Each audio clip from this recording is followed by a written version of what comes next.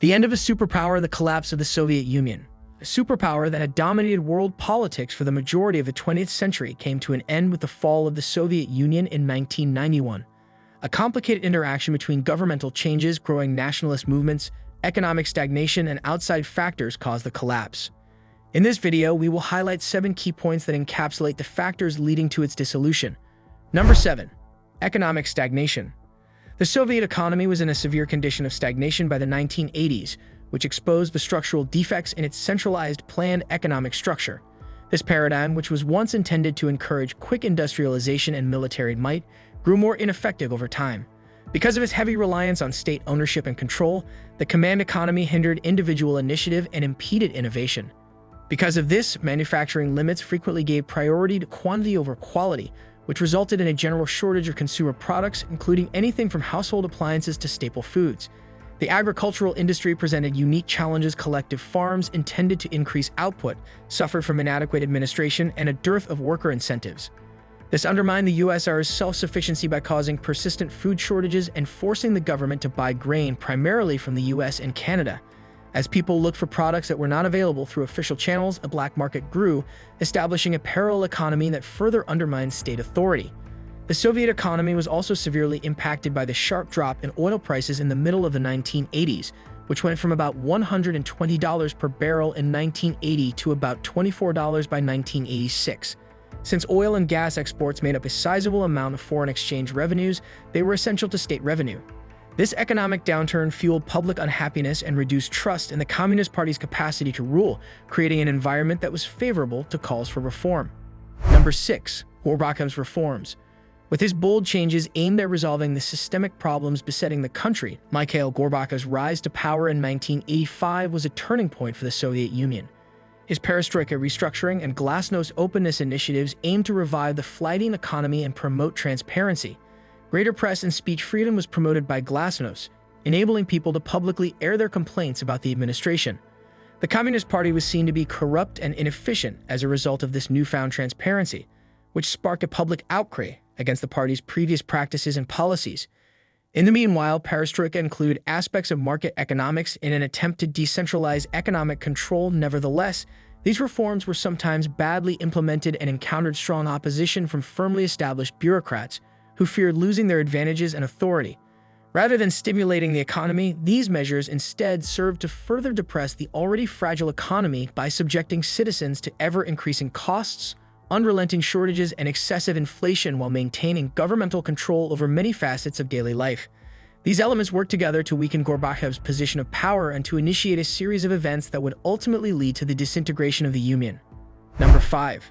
Nationalist movements.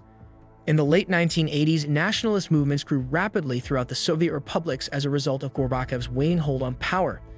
Encouraging a developing feeling of national identity that had been suppressed throughout decades of Soviet administration, ethnic communities started to demand greater autonomy or outright independence from Moscow, along with the assertion of their rights.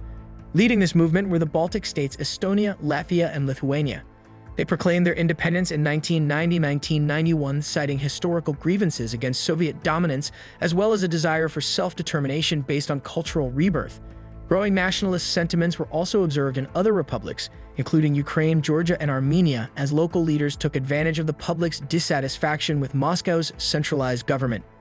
These protests exposed long-standing ethnic conflicts inside the multinational state that had been made worse by years of forced assimilation practices, in addition to casting doubt on the validity of Soviet authority.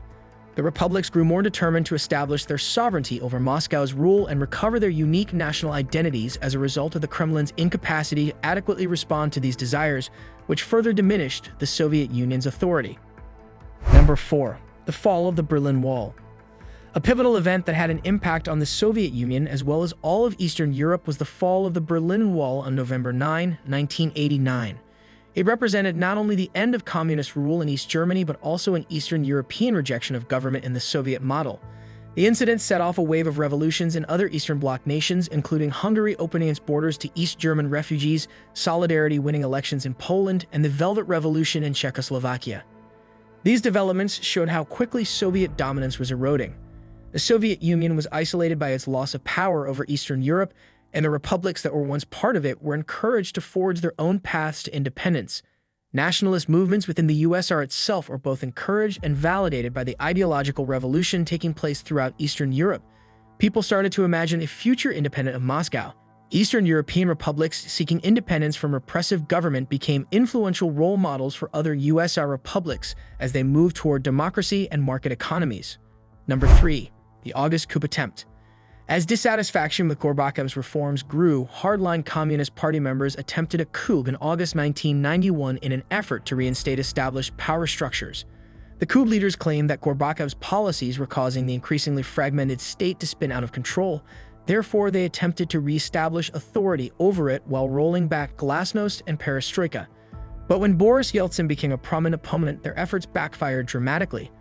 On August 19, Yeltsin famously climbed on a tank outside the Russian White House, rousing the populace against the coup plotters and demanding democracy and reform. Thousands of people gathered in protest against what they saw as an attempt to re-establish an authoritarian dictatorship similar to Stalin, and citizens marched to the streets in support of democracy. The military forces' internal dissension and popular opposition forced them to overthrow the coup after just 3 days, defying orders to put down protests with force. In addition to undermining Gorbachev, its failure strengthened Yeltsin's standing as a national leader dedicated to transforming Russia's political system from communist to democracy and capitalism.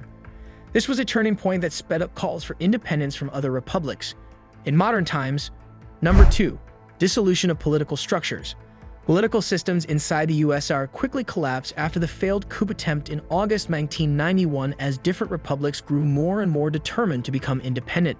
As Republican leaders started to assert their sovereignty over Moscow's authority, the Congress of People's Deputies lost legitimacy. Numerous republics sponsored independence referendums that received overwhelming support from their populace.